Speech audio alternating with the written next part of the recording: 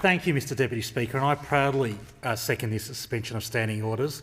Standing orders must be suspended because my community and every community along the Hunter and Central Coast and Northern Sydney regions need certainty about this project. The licence for PEP 11 expired on the 12th of February. On the 12th of February, the licence expired. And at that time, Minister Pitt said he would make a decision soon. Well, since that expiration, we've had 251 days of uncertainty for my community. 251 days of my community in agony, wanting to know whether they're going to see oil and gas rigs off their coast. And why have we had this delay? Because Advent Energy continue to work on the project while this uncertainty continues. And what are we talking about, Mr Deputy Speaker? We're talking about offshore oil and gas drilling rigs as close as 5 kilometres to our pristine coastline, 5 kilometres to some of the beautiful beaches in my electorate, such as Redhead Beach, endangering our environment and the tens of thousands of jobs that rely on that environment. This project risks thousands of jobs in our tourism and hospitality industries that rely upon our coastal lifestyle. It risks the thousands of jobs in our commercial and recreational fishing industry that rely on our pristine maritime environment, and it risks our beautiful beaches that we all enjoy. Mr Deputy Speaker, nipper season is around the corner, and as thousands of kids go back into the water, including my own, I don't want them to be worried about whether this will be the last year they get to enjoy our beautiful beaches. And that's why standing orders must be suspended, and that's why everyone in this chamber must vote in support of this bill. Everyone in this chamber must vote in support of this bill. Members of Parliament, like the members for Robertson, Mackellar, North Sydney and Wentworth, who profess to oppose PEP 11 but have gone missing, Mr Deputy Speaker.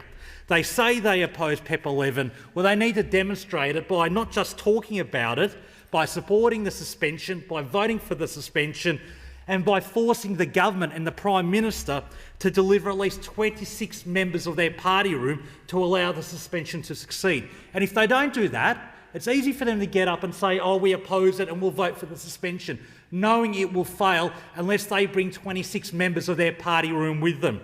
And that's the truth.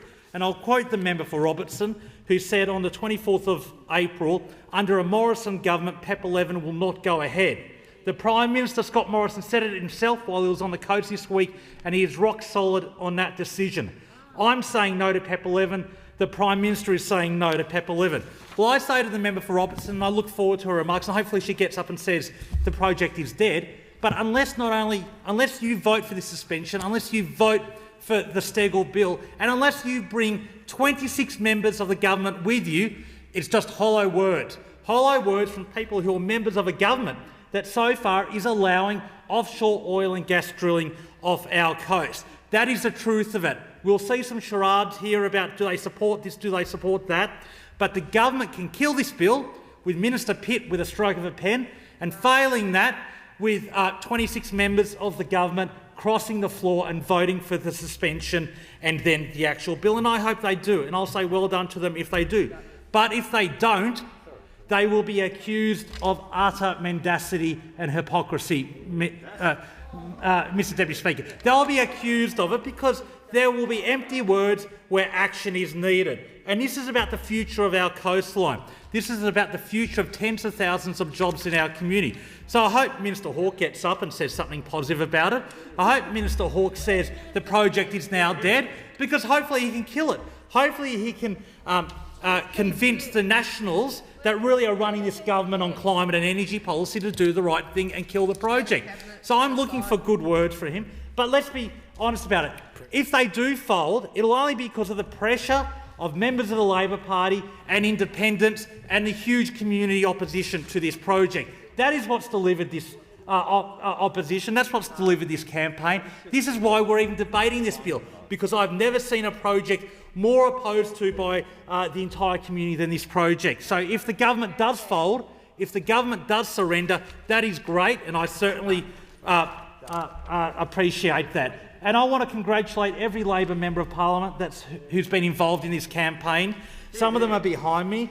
The member for Newcastle, the member for Patterson, the member for Dobell, the member for Kingsford Smith, and the leader of the Labor Party, Anthony Albanese, who said, if this project is still going ahead when Labor's in government, we will kill it.